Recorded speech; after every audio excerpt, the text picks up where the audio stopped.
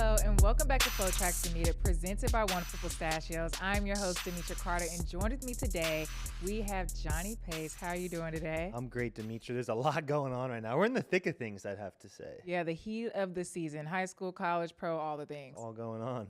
I love it. Nia, how are you doing today? Oh, I'm always happy to be here. Come on. Never miss a Tuesday with the meetup crew. I love it. I love it. Never miss a Tuesday. Right. Never miss a Tuesday. If you're not subscribed to FloTrack, this is your sign to go subscribe. We do all the things everywhere, all the places. So if you want to see some cool content, always subscribe and tune into all the things. I'm excited. Later on, we're going to bring on English Gardner to talk about NCAA's and Rome Diamond League. But first, we have a very special guest. He just signed to a brand.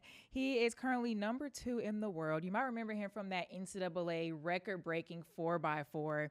Ran 43.98 earlier this year and just signed a deal with Nike. Welcome to the meetup, Jacory. How are you doing today? How y'all doing? Thank y'all for having me.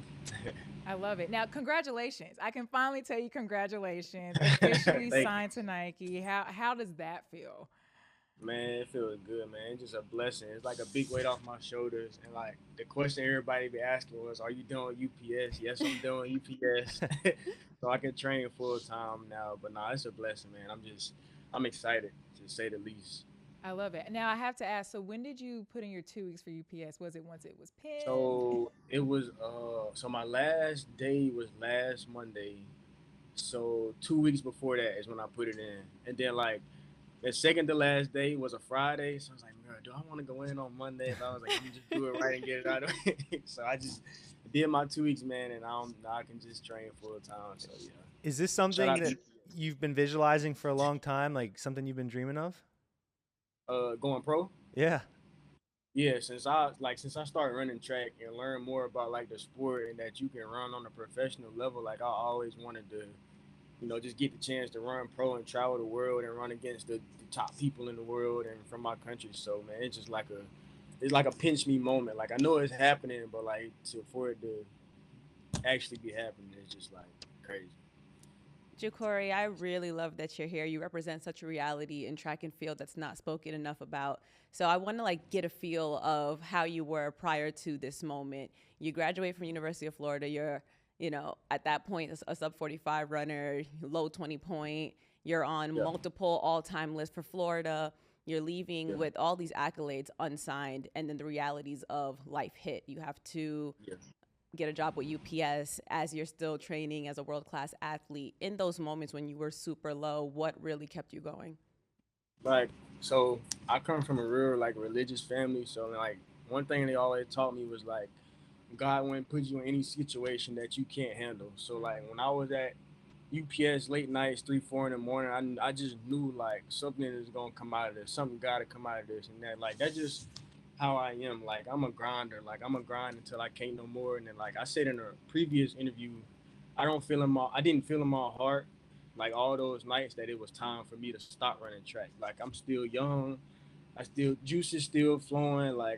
I felt nowhere near. I didn't think it was nowhere near to time to stop. So I just kept going. And then another thing is I'm home. I train in my hometown now in Columbia, South Carolina. So I'm around my family every day. So I'm grounded, man. My roots, it's all here. And I just got a lot of support here at home, and it just kept me going.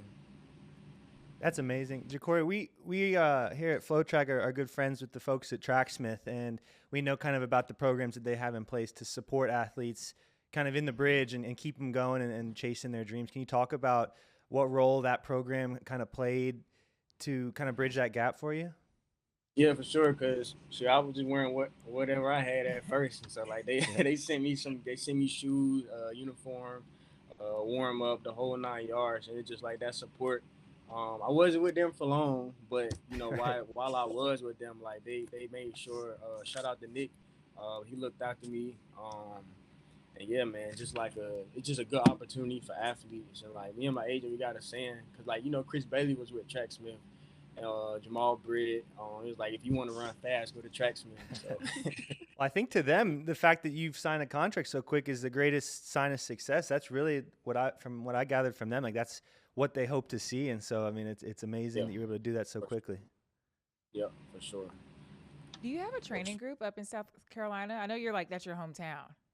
Yep. So my coach is Francique, Aliene Francique, and I train with Matthew Boland, Cornelia Hayes, Got it. Renze Okay. You're Fans. with that group.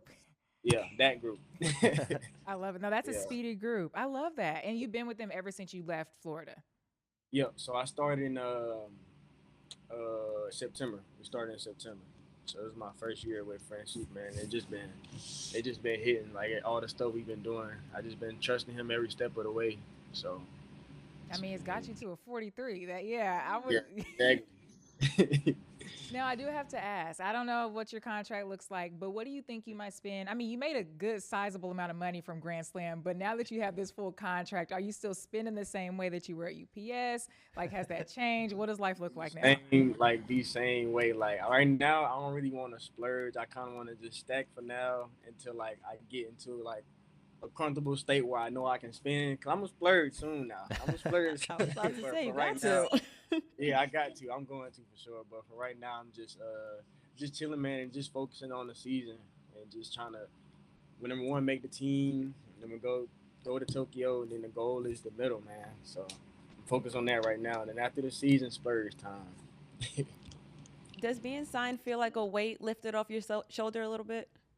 Yeah, for sure. Like a big weight. Like I definitely don't want to. Not going to get comfortable. Not even I don't want to. I'm not going to get comfortable. I'm still going to act like I'm still working late nights at UPS. Like I'm still going to, attack practice the same way, show up practice hungry. Like I'm not going to lose my hunger, but it's definitely a big weight lifted off my shoulders because, I can support myself in different ways that I couldn't before, like as far as like treatment and just like everything I need in order to be the best athlete I can be. Now that you're with Nike, does this change your goals in any way? I know you were talking about making a team and medaling, but now that, again, weight is off, any more goals? Goals are still the same, honestly. Like me and my coach, like we had a lot of good conversations, and like the goals that we got, like they still remain the same, Nike deal or not. Like I still, even if I would have kept running track Smith or didn't have Nike on my chest, like the goal was to still make the team and go medal. And then like I think the thing I'm most excited about now is like I always wanted to be able to take care of my family, like, and just provide for my family. So that's like what I'm most excited about for sure. I love that. Now that I'm in a position to do that, yeah, I can do that. So I know we have a long season ahead of us. What meets do we have coming up? Diamond Leagues, Grand Slams? So I got Claremont next week. I'll be doing the 1 and the 2. And then Prefontaine, July 5th. And then after Prefontaine, it's trials. I love Big it. dance. Yeah. I don't know why I didn't know. You're Nike now. Of course you're going to Yeah, Pre. yeah, We will yeah. see I'm you about to there. They said, you coming to Pre, right? I said, let's do it. We got to get him on the show. The Nia, so we're doing like a live show. Let's do it. Gonna be Jacory, you with it? Let's do it. Y'all All gonna be right. in Oregon? Yeah. English Okay, is yeah, gonna be there. yeah. Trey Hardy, all the Olympians. Everybody's Yep. gonna be there. Hey, if y'all there, I'm there. Oh, say less. Right? I love We're it. going to run it back. I'm gonna end it with this final question. All right. Okay. Now you obviously been on record-breaking 4x4, so I'll let you take this where you want to take it. And I'm gonna make it a little bit difficult. We can go any country. It doesn't have to be America. Okay, I think I know where it's going. You know where it's going. If you could build your dream 4x4, you're on it. Who's Mhm. on it, and what leg are you? Whew. So, that's tough. It's so many. It could be anybody, like from. I mean, you want to anytime. make it easier? I can make it Americans only. Okay, let's do Americans. Okay, That's tough. Americans only. So I'm gonna go. I don't really have an order. I'm gonna say it first, and then I'm gonna make it an order. I just want to So know what I'ma leg go- you'll be. Honestly, like where would you put yourself? Give me anchor.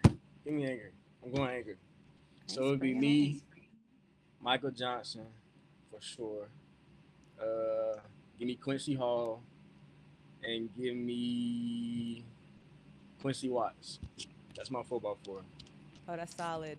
I like. I don't know the it. order. I don't really know the order. That's tough, but that's my 4. If I had to pick 4. And you're anchor. I love it. I'm anchoring. They gonna put me in position, so I ain't gonna have to worry too much. I think you'll have a sizable lead. That's for sure. Yeah, exactly.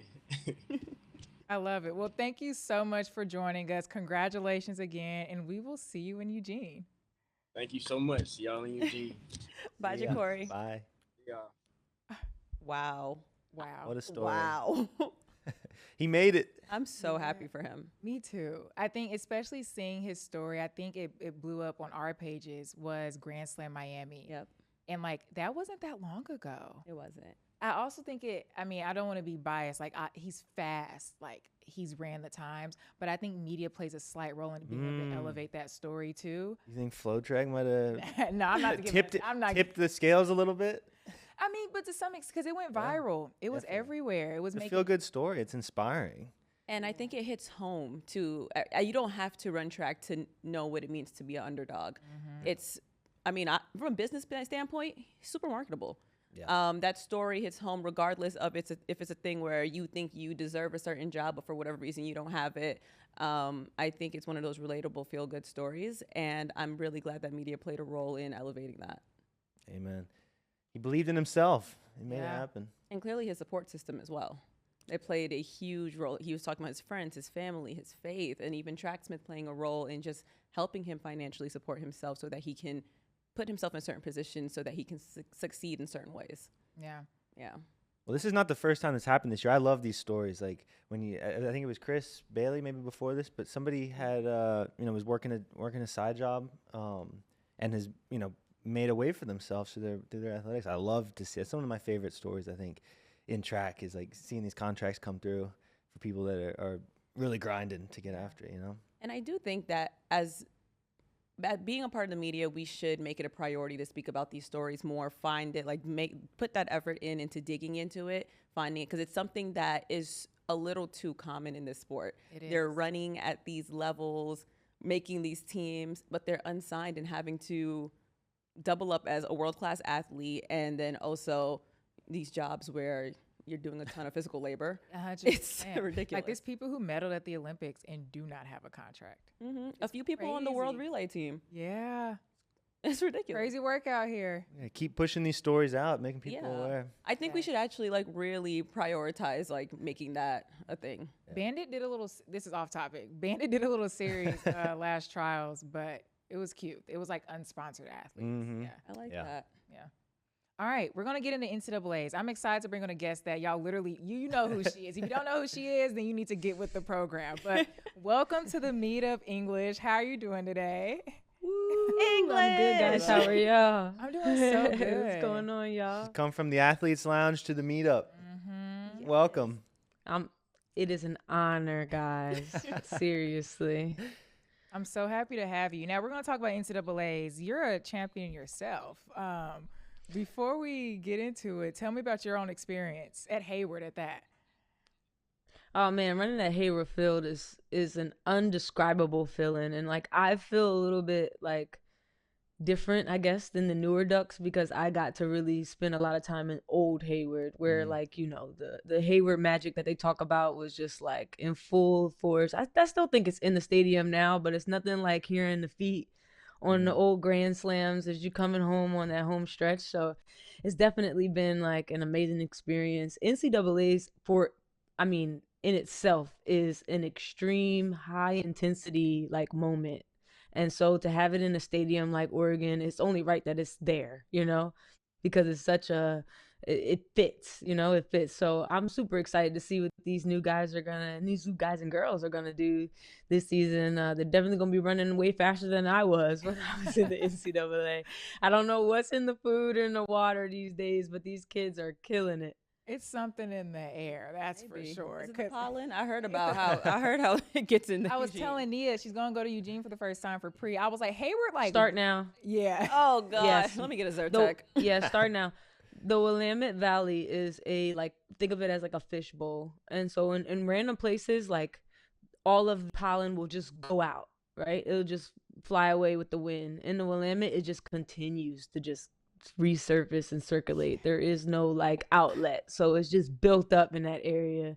And all that rain for the past 6 months is gonna really cultivate the greenery there. So definitely start your allergy medicine now.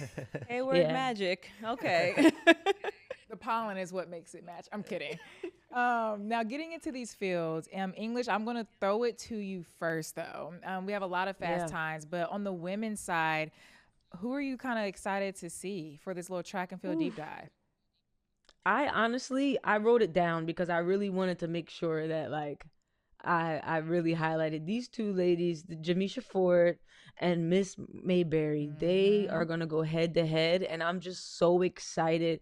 Track and field needs more like I don't want to call it a villain stories, but they need two amazing athletes to go head to head. I remember like back in the day when like Michael Johnson and Ben Johnson used to go back and forth, and all of these great athletes used to do like 1v1s, where we're kind of going to get this at one of the biggest stages in the world, you know, for the NCAA. So I'm just excited for those two ladies to show, you know, one is strong in one area, you know, in her start. Another one stronger in her finish and has a little bit more of a poise on the last 50. So to see their 200 and their 100 battle is going to be amazing. Yeah, I completely agree. I think what excites me the most is that they're both young. Like one's a freshman, one's a sophomore. Like they're both young. Like we're not talking about seniors or fifth years. Like no, they're the age that some people say they're supposed to be when they're in this like NCAA. Exactly. And they both won NCAA indoors when they're freshmen. So Jamisha won her freshman year, now that she's a sophomore. Then India won this year as a freshman. So they've been on the stage. So I think it's gonna be a fun one. Last time Jamisha was here, she got second to Mackenzie Long, who's now an Olympian and signed. Like, and that's a hell of a person to get second to. So I think it's gonna be speedy. Do you think Tima from LSU can test her though? She ran 10.9 at regionals. Ooh. Yeah. Man, this is gonna be hot. Yeah. This is gonna be hot. Man, I don't know, man. I think she's gonna make it interesting. Yes. I think the person that's gonna win is the person who can just stay poised in the race. You know, when you're in the 100, especially, you know, there's potential for a lot of lead changes, especially even though it's a short race, like when everyone is in the same caliber of speed, everybody's running sub 11 seconds. It's like it could go either way. And so it's going to really take the person who executes their race plan the best and really just holds their form all the way through the line. I really feel like there is no like standout winner right now. It's just like whoever brings their best foot forward that day. And that's what I love about track and field, man. Anybody's race. Yes, who does it that day in that lane? If not, it doesn't matter. Yeah. I'm excited. I'm excited too. I can't wait. I love it. Now, I want to go and get into the multi side of things. I am biased in this one because I am a fan of a inspirational story. But Miss Jaden O'Brien, she's a 3-time NCAA champion. She had a rare autoimmune disease when she was younger, battled through a lot. She has a full documentary. It's 17 minutes. Watch it on YouTube. It's free. It's not even on our accounts. It's on Notre Dame's channels. But it's called Offering It Up. And it's very inspirational to see what she went through, the things that she overcame. Like her parents, her sisters all like went through this process with her, like mentally, physically. And to see her come out and kill it, like she just won this past indoor season, I think she's going to be one to watch come this outdoor season. It's her last outdoor, and I would love to see her get that outdoor title. She does have a little competition. She has Sophia from A&M. But I think I'm excited. I want it. This is my personal one. I want her to win. It would be very much so like a fairy tale. I love that. Yeah. If she was able to win this, it would give fairy tale for sure because, she has the 3 indoor titles, doesn't have an outdoor title, right? I believe so, yeah. Yeah. So I think this would be an amazing storybook ending to an amazing collegiate career. Yeah. And she's number 3 NCAA right now. She's not that far from first. Like the girl she lost to was Sophia from A&M. It was at the same meet. It was by 29 points. Yeah. 29 points is nothing. Like in that type. Like you can do it. Yeah. She's right there. You know, the NCAA too brings out a different beast in you too when it's championship time. So hopefully she gets a little Hayward magic with her. I know she's not a Duck, but she still has that green on for the Fighting Irish. So does the green any green school is good, or where's that go? Yeah, I used to say it does work for the green, except for if you're on the line with a Duck, then it is all off. All bets are off. It doesn't work. Then we gonna sleep on orange, guys? Like, Maybe next time, Nia.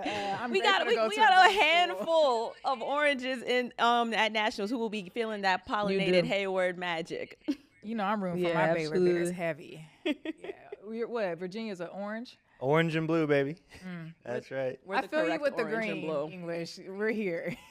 But you know, Virginia got Vinland Anna. Yes. So, or is he Oh. still there? Yes, he's still. Wait, this is a huge. Was Vin your coach? Yes. Oh my God, Yes. that's exciting. Tell me about it. I'm so proud of the job he's done. I left the program right before he came in, but I've been so proud of how he's taken that program just to new heights. But yeah, I'd love to know, what was it like having him as a coach? I love him so much. I wish he was like, shout out to Coach Johnson. You know, Robert Johnson was my sprint coach, but Vinland Anna was the best head coach I mean, hands down, I've ever had in my career. Like, honestly, he's so business minded too. Like, it's like he knows track and he's so business minded. I never forget 2016. We're riding to the practice track at the Olympics, and he was on the Olympic team committee, and we're in the van, and he looks at me and he goes, "English, track and field is a woman's sport." And I looked at him and was like, "What?" And he was like, "It's the one sport where women get treated almost just as much like with like positivity and just like framework of the sport just pushes women just as much as they do men." And so he was really just trying to tell me as an athlete, like, to take advantage of the business side of that like in other sports, women don't get the opportunities that you're getting in track and field. And I never looked at track and field like that. Like, wow, this is a sport where, you know, women can actually show forth their talent, and we don't have to, you know, take too much of pay cuts under men. Like, you know, you can't really tell if the men sell more tickets or the women sell more tickets in track and field. Right. You just know that, you know, we're all on the track together. And so I never looked at sport like that. And it was Vinland Anna, and he gave me such room to be myself at Oregon. You know, I was younger. English was very animated, very confident. I wouldn't say she was necessarily cocky, but she knew she was good. Right. And she talked that talk and walked that walk. And he allowed me to have space in such a, you know, because sometimes distance atmospheres are a little bit conservative and they're just a little bit like, you know, to themselves. But he let me celebrate at track meets. He let me bring that flair to Oregon track and field. And I mean, I remember telling him when I first got there, like, I'm going to be a match and I'm going to light this university on fire. And like, we're going to be a sprint powerhouse just as much as we're a distance powerhouse.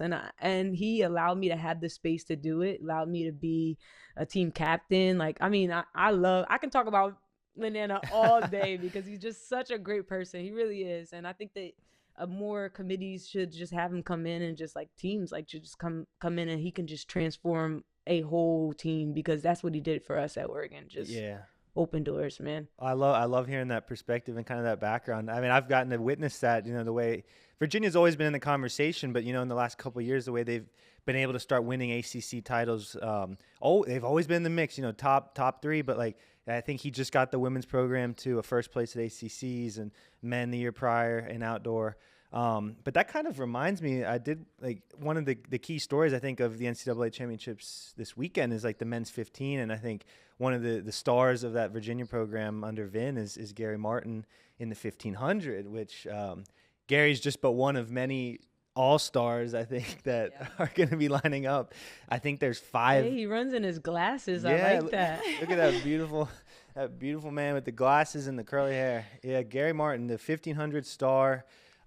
He's actually ranked 4th based on period time, but they're all the men are like within 1 second. So you have like Liam Murphy, Ethan Strand, Marco from Villanova, Gary's 4th, and then Abel from Georgetown. I think Parker's Wolf is out for the season, so it opens it up for one more person. But yeah, I'm like, you guys not fired up for this 15? Yeah, I'm a big fan of Gary. Like, it's one of those things where it's hard not to root for him, because kind of to your point about Virginia, they're always in the mix, and Gary fits right into that pool. Yeah. I always go back to the really thrilling 3,000 meter race during indoor season between him and Ethan Strand. Yeah. Ethan Strand kind of returned the favor of outkicking him when Gary did it to him in the DMR, and I'm wondering if this is going to be his time to finally get that title.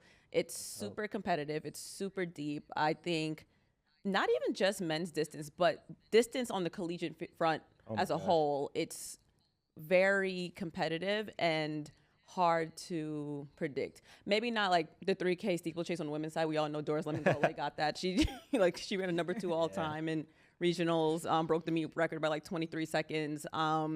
But aside from that, I think on the men's side, especially the 1500, is going to be hard to call. And I think with Park-Wolf not being in it. Yeah. I agree. I'm not gonna lie. Those Villanova boys, though, I respect Virginia. I do. But like so when Gary ran that time, so 3 of the top 4 were at the same meet. Raleigh Relays is when they got those times. So 1, 2, and 4, I believe, were all at the same place. It was Marco. It was Liam Murphy, and then it was Gary. Yeah. And Liam took first, Gary third, Marco in the middle. I think Villanova, to have those type of training partners like that, like I'm not over here giving my takes, but I think to have those training partners to push you like that, and then you have the added like element of like, this is NCAAs, I think we might see like a lean at the line fight to the finish. And I hope I think we'll get it though. They have the correct attitude as well. At Penn Relays, when I spoke to them after they won, was it the 4x8? Villanova did not win that 4x-mile. Yeah, it wasn't that. Yeah, it wasn't that. They but were not happy. English. They made it clear that it's like, we're the best middle distance program in the NCAA. They said that on the record. English, I'm curious. You were talking about the making Oregon a sprints powerhouse as well. Did you have teammates alongside of you, like a rising tide, or were you kind of leading the charge solo? Oh man, my class alone had. Your class was like that. I remember watching it. I was in high school. I was like, I ain't even gonna lie. I'm like, the duck. I was over here throwing it up. I said, let me. Ari the dash. Practice got intense. When I first got to Oregon, we had Amber Purvis, who had ran like 22:30 or 22:40 in the 200. She ended up being a senior my freshman year. After that, we had Phyllis Francis, who is a world champion. Michael Berry, and when I got to Oregon, I fought for the men and the women to practice together. I've always have trained with guys my whole career, like even when I was younger. So I was like, let's just keep that ball going. And even now, like as a professional, like I'm training. One of my favorite training partners is Jeremiah Trotter Jr. and he's on the Philadelphia Eagles. He's a middle linebacker. So it's like, I like training with guys, you know. So I always had the guys come in. Mandy White, who was also like a 1090. She was a 1090, I think, in the 100, 11-0 maybe. But yeah, we had dogs, man, at Oregon, and I think I will say that iron does sharpen iron. So if you're saying that the squad is lit up like that, I just don't see them getting beat, man. I don't. I guess we'll find out. Yeah. Hey, I mean, it's on record. I can't go back, but I'm not going to say who's going to get it. I mean, I've interviewed Marco multiple times. Marco got that dog in him for sure. But hey, Liam might have it too. I haven't talked to him. So we'll see. Yeah, we'll see. He might need that Quincy Hall dog, you know, that different type of dog. Quincy's dog is different. Yeah. That's a different type of, I think that's that country boy in him, but yeah. Yeah, that's what that is.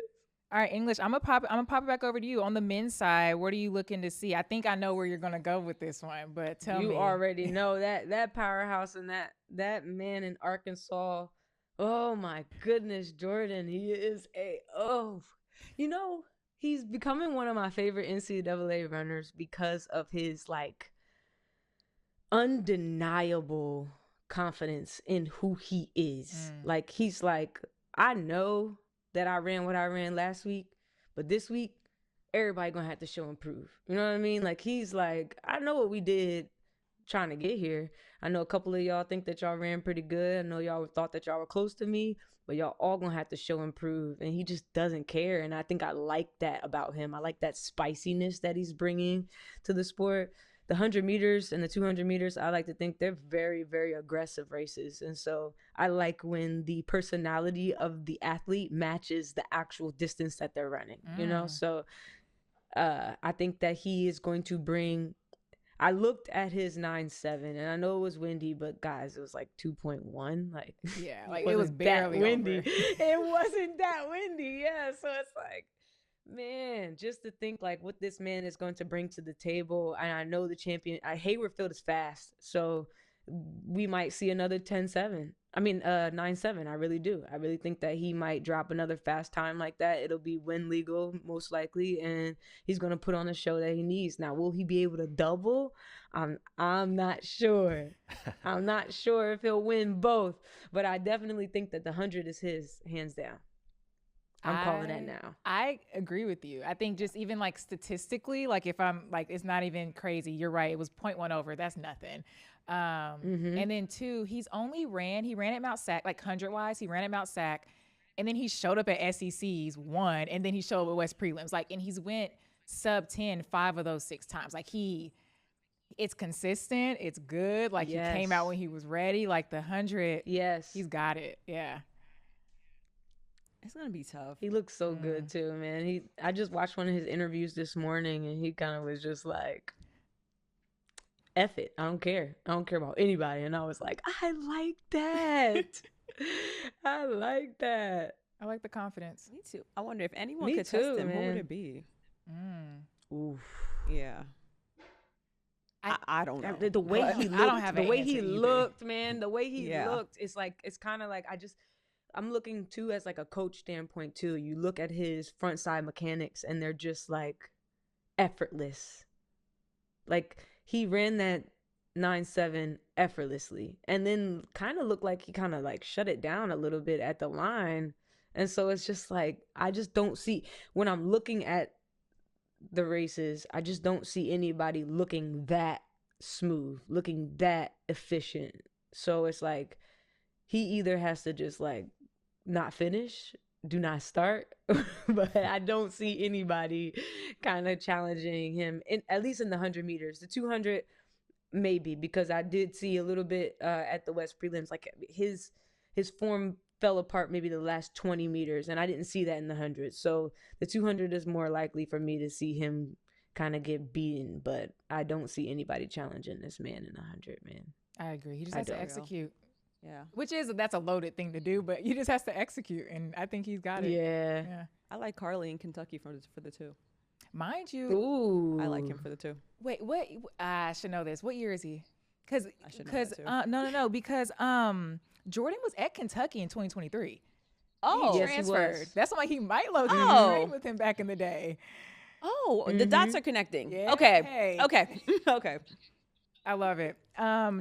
Nia, I'll go back to you. We have a woman that we have to talk about. My girl. Quarter mile girl. Talk to me about her. Miss Aaliyah Butler. I'm telling you, nothing's stopping her from getting that 400-meter title. Nothing, nobody but herself, and she's not going to do that. Like, the fact that she was able to, after a super long collegiate season last year, represent the USA, and not only the 4x4, but also in the open 4, is ridiculous. She ran 49.7, I believe, at trials. She lowered that personal best this season, 49.5. And in that same meet, she ran the 3rd fastest split ever. I think at nationals, she's going to PR again in the open 4, and I think she's going to run the fastest split ever, period, in the 4x4. Nothing and nobody's going to stop her. And I would bet mortgage type money. If I was able to do a FanDuel, DraftKings type of thing at the NCAAs, I'm putting some money on Aaliyah Butler and that. I'm putting some money on that. They're paying these kids. They might as well let us do FanDuel. Let me put something on it. I'll do the ads. I'll do the ad reads or whatever. Here's Nia's parlays. I got you.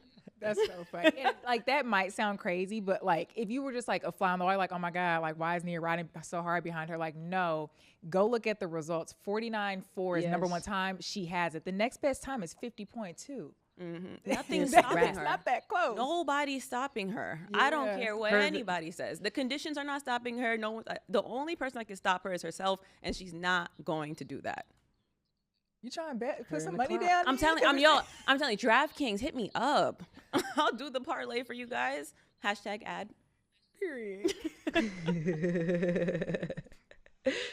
100%.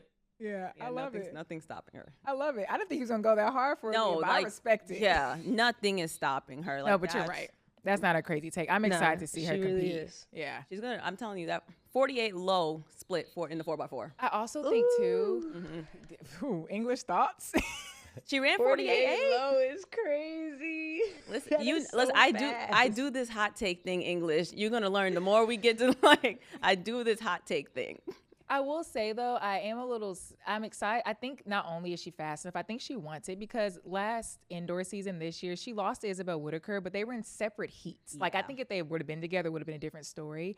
But I think like she has it. Like she came away runner up, but it's like, I also hate how NCAA indoors is structured, but they weren't in the same heat. And I think had she been in that, it could have been either faster times from Isabel or she would have came away with the win. So I think now that Isabel's completely out the picture, it should be fast. It will be fast. And I've been looking at the weather in Eugene, no rain.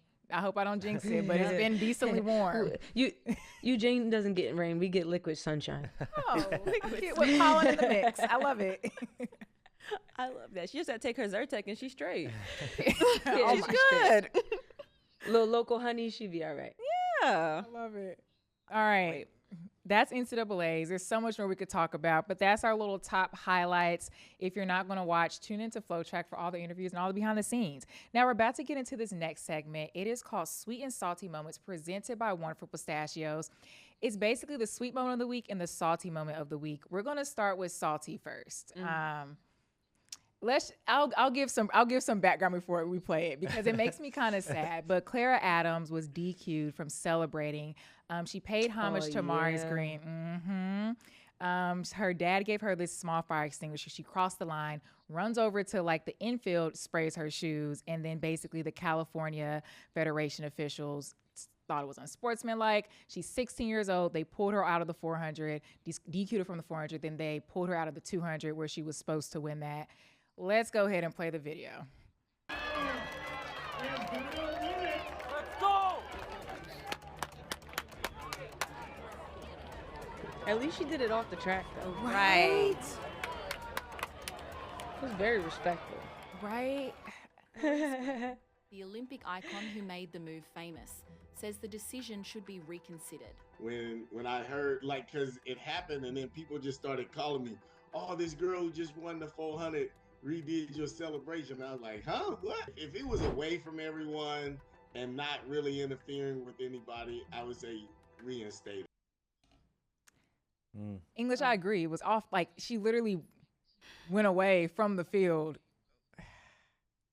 Track sometimes is a little too soft. Yeah. From a person who has received like yellow cards for celebrating and stuff. Hold on, English, what? Cutthroat.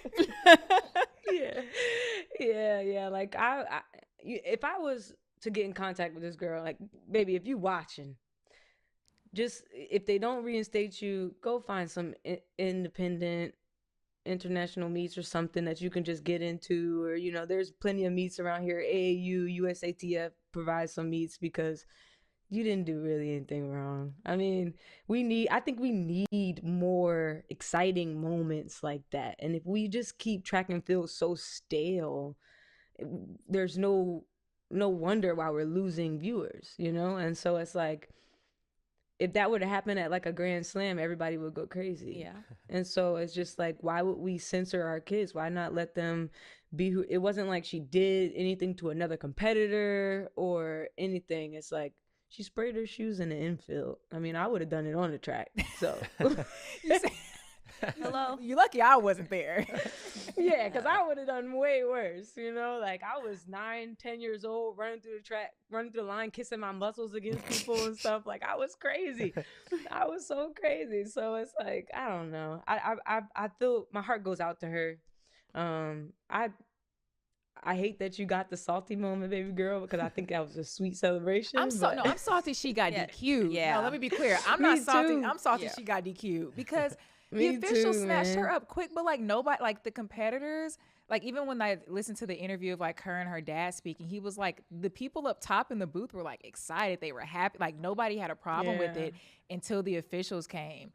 I think it's insane. Yeah. Like, it is. I couldn't agree more. I don't think it gets more whack than that. Respectfully, not respectfully, it's whack. I think sometimes, to your point, English, track and field is the reason why track and field isn't as popular as it should be. I don't understand why paying homage to Maurice Green is such a issue. Again, she was away from other competitors. She did not hinder anyone's race. She did not cause a safety hazard of any sort by doing that. She made sure she was away from other people. And it almost feels like a tell me you don't know track without telling me you don't know track in terms of the officials who decide to go and DQ her. That's ridiculous. And then you're also kind of stealing a moment from her. So like, let's say in the future, people review it and they're like, okay, you know what, just reinstate her. She's never going to get that moment back. And I know, and I watched an interview that she did and she was devastated and she was working so hard for that. And I think she deserved to have that moment, get that medal, and stand on top of that podium. It's whack. Absolutely. I agree. Maybe I shouldn't have started with the salty moment. Yeah, let's lighten the mood. I know. Yeah. It's cool though. It's cool. You got any sweet moments? Yes, we do have a sweet. Thanks for asking, Johnny. We do have a sweet moment. So our sweet moment is Brooklyn Anderson, another state championship, but this time in Oregon at Hayward, and she somersaults in 100-meter hurdles to win. She also got third in long jump, third in the 100. Let's go ahead and play this video. I commend her, honestly. Brooklyn, though. Yeah, that was amazing. Brooklyn Hey. somersaults her way to the lead. Like, Bravo. yeah, she said tuck and Brooklyn go.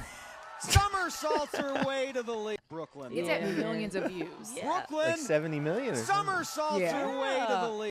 Brooklyn, Talk about a though. plan We're B. still playing it, period. Brooklyn. Okay, Luke. Somersaults her way to the lead. I'm Making gonna have to send lemonade out that of video to Jenna Prandini. Do you remember when she dove through the line on the Yes. 200 against I love she a wasn't good as dive. graceful as this girl. No, she meant she was winning that Apparently, race. people were saying like she'd been in gymnastics before, and so that's how Yeah. she was able to. But I don't know if that's a fact. I was gonna browsing say, through I comments heard 'cause I that was too. nosy. She does have a gymnastics background. If that's not a reason to do multiple sports, I don't know what else is. You'd be able to Yeah. parlay that Yeah. into a victory. That seems to be a theme where a lot of gymnasts end up being short hurdlers. That's Taylor Cox, actually. Yeah, you know what? Yeah. Hey. She just broke Signee McLaughlin's record at stays. I like Yes. that. Yeah, Yes. there seems to be a connection. All right, gymnasts are really good short hurdlers. Copy. But mind you, this girl also winning third in long jump, third in the 100, 5A at state. I'm impressed. She's an athlete. Also, to Got it. think quickly Beast. like that, because I've fallen over some hurdles back in my day, be able to not only get it, but like, oh my God, let me roll real quick. I like her. Yeah, I'd impressive. It is, and I'd argue that if she decides to get up and maybe just run through the line, maybe the other girls would have caught her. She's like, I'm already rolling. One more to cross the finish line. I'm not about to get a DNF or something. Come on.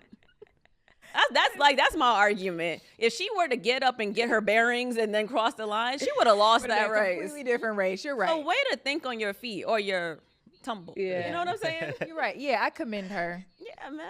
And she won. That's Yes. I hope her That was coach is sweet. proud. It was definitely sweet. I would be. I love that.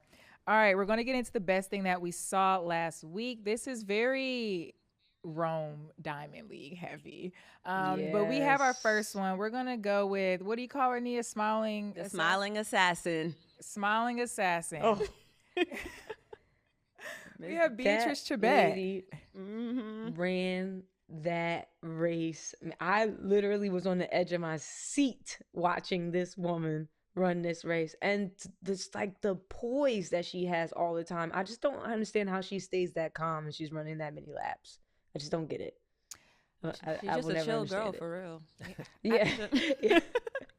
Yeah, her last lap was 62 seconds. I just feel like maybe living at the top is lonely. And maybe that's what it is. Like, she's just chill because it's her, I don't know. And the way she rolls through the race, when I was watching it, it was her last 1,000 meters in particular that stuck out to me. Her lead just kept widening. So like on the Diamond League in like the lower left corner, or right corner, wherever, you're going to see like the type of lead she had. It started at 40 meters and then all of a sudden you're seeing 60. Then you blink, it's a 102 meter lead that she has on everybody. And then it produces the number 2 all-time time in the 5,000, which I think is one of her best, if not her best event. Yeah, 8:11:56. And you could read all the articles, but the number one time is that a Chinese woman, which they say that might have been doping back in the day. Like, it's a whole thing. If you don't know about it, look it up. So Was it's that for the 3K though? 5K. Oh, for the 5K, that Chinese time was. It's for a lot of the Ks. Yeah. Oh, okay. Yeah, okay, no, okay. it's Okay. a deep list. That time is alleged. Yeah. Okay. sus. So it's number one in our hearts and minds, but not on paper. Yeah. Yeah. But props to her. I love it. Yeah. You know. All right. This is my favorite. I seen like at 1,000 to go, she looked up at the scoreboard and like kicked. And I was like telling her, I remember telling Trey, like, yo, she just kicked at 1,000 to go. We bet on that race. Me and Central bet that Chibet would win. And so now Trey and Ryan have to wear Oregon gear for the pre-show. Oh yeah, I love it. Wait. What am I Don't gonna bet wear? against I'm gonna be Chibet. the only non-Oregon person. I'll wear some green. Yeah, I told Trey I got an extra small shirt. It'll be like a little belly shirt on him when we That get would be there. cute. I Oh, like he can it. show his butterfly tat that he hates so much. He has a butterfly tattoo. Period. He doesn't like it. Yeah. Wait, okay, we'll talk about that later. I'm invested. I need Yeah. to talk. This is Matt or Trey? Trey. Trey. Okay, I'm gonna talk to Trey Trey. about it. I have questions. I love it. And then I don't know why they would bet against Beatrice, you know? That's what me and Yeah. Central was like, are you guys nuts? Yeah. They wanted a hot take moment. They got They it. did. All right, this next one, I think a lot of our favorites, Trayvon Bromell with a world lead. I love it. I love it. And then he talked to y'all too after he ran this time, 984. Fellow Baylor Bear, might I add. But talk to me. How are y'all feeling about it? Long time coming. I'm so happy. And the timing couldn't be any more perfect. Yes. I remember asking him questions like after the race, even texting him like the day before, like, bro, do you think you can come into the show and give us like a post-race interview? And he was just so calm and just like, yeah, sure, I got you.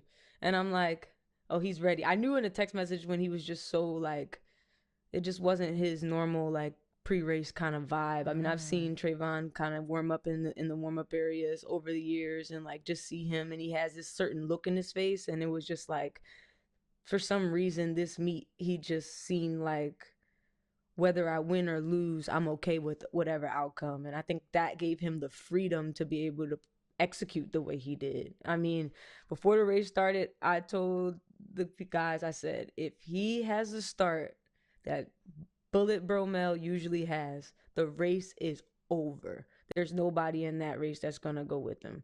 And literally, he got out first 30 meters. Once he stood up, the race was over. And he said after the race, he was couldn't wait to talk to his wife because his wife told him that he was going to run 9.7. Wow. And he was like, I slowed up before the line, so I didn't get to run 9.7. But I'm telling you, it was there. And so I'm excited just to see what he does, like, you know, later in the season. He said he was going back home. He wasn't going back to training and just figure some stuff out. And I think that's best. I think he shown himself what he could do. And I think he should just not hide it out, but keep it to himself and just get ready for USA's. I love it. He changed coaches out of college and came back to his college coach. So I think to see that relationship, to see him, I don't want to say he's back because he's been around, but like to see him like back in his prime. And I tell people all the time, like, he's like that. Like, I watched his blocks for the first time in person. One of the best I've ever seen. Like, his blocks start insane. Like, insanity. So I like to see him come away with that time. And I think in an interview with y'all, he was like, he knew that he could do it, but he was having doubts at first that like maybe his other time was like a fluke or something. So I think for them, like, this to solidify that you are who you think you are where you think you are, like all of those things come together. I'm happy. I'm so excited for USA's. It's going to be a movie. Like, I think what makes it so satisfying for me personally is I remember, Demitra, I think you were there as well, at Melrose Games, we spoke to Trayvon, and he was talking about having to relearn his body, relearn how to train, because he's not that same 20-something-year-old. You know, his muscles are different. He feels a little different. He's a little older. So he has to, like, relearn how to train, relearn how to do certain things, retrust the process as he gets ready to compete at Worlds. Yeah. Who's it going to be in the 100 meter? Who's going to be Team USA?